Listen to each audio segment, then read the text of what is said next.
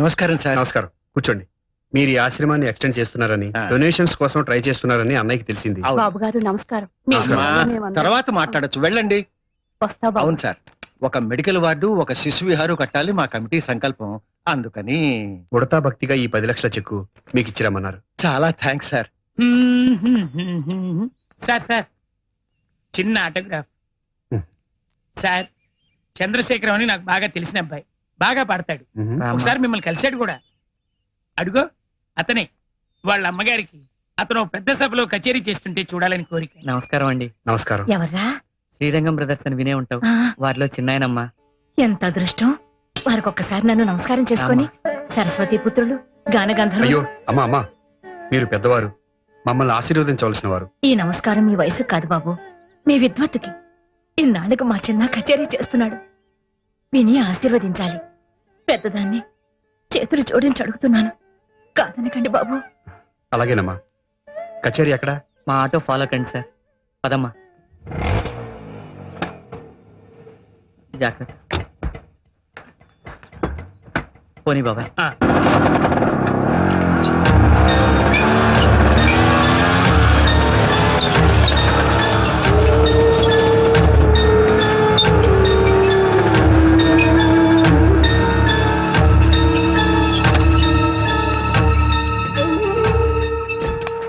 దిగమ్మా.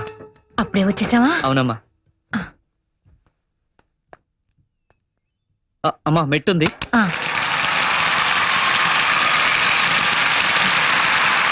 అబ్బా, ఎంతమంది జనంరా. అవునమ్మా. ఇంతమందిలో పాడాలన్నదే మీ నాన్నగారి కోరిక. పోనీలే, ఆయనకి లేని అదృష్టం నాకు కలిగింది. పదమ్మా. పక్క సరండి బాబు.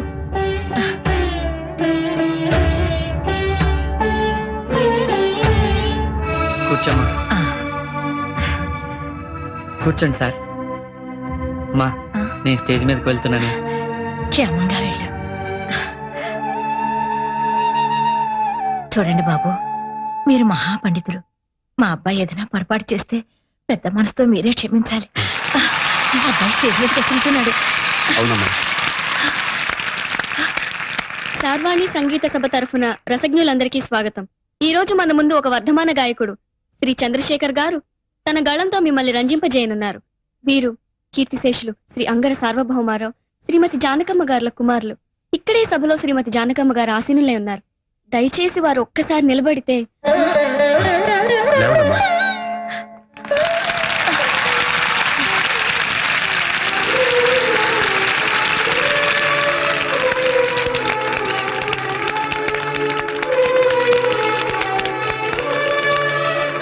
థ్యాంక్స్ అమ్మా, కూర్చోండి.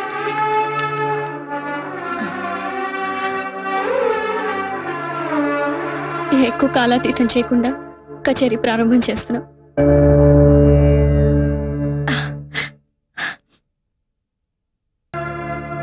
ఏమిటి ఆపేశాడు? ఏమైంది? ఏమి లేదమ్మా, కరెంటు పోయింది, మైకులు పనిచేయట్లేదు. నేను వెళ్ళి చూస్తాను. చందు, మా అమ్మగారు ఎక్కువ కాలం బతకరండి. అందుకని వందలాది శ్రోతల మధ్య పాడినట్టు నాటకవాడి ఆమెను ఇలా మోసం చేశారు.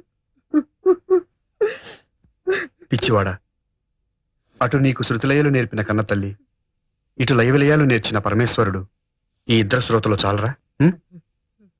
ఆనాడు మన్ను తిన్నానని కృష్ణుడు అమ్మతో ఆడిన నాటకం ఆమెను మోసం చేయడానికా? నీ గొంతు విని ఆమె పొందిన అనుభూతి నేను కళ్ళారా చూశాను. మీ అమ్మలో మా అమ్మను చూశానయ్యా. పదా.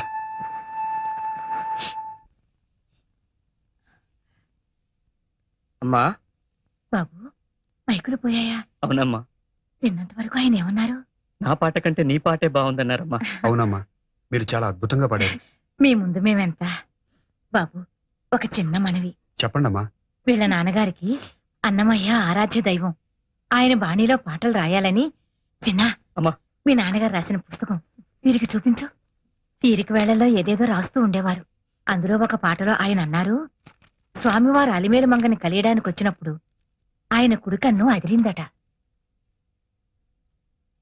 కుడికన్ను అదిరనే కూడిన తరుణాన కొండల రాయనికి ఇక కోటి రాత్రులు. మీ నాన్నగారు అద్భుతంగా రాశారు. బాబు, వీడి చేత ఒక క్యాసెట్లోనో సినిమాలోనో ఇందులో ఉన్న ఒక పాట పాడించి వీళ్ళ నాన్నగారు గుర్తుగా నన్ను తరించని బాబు.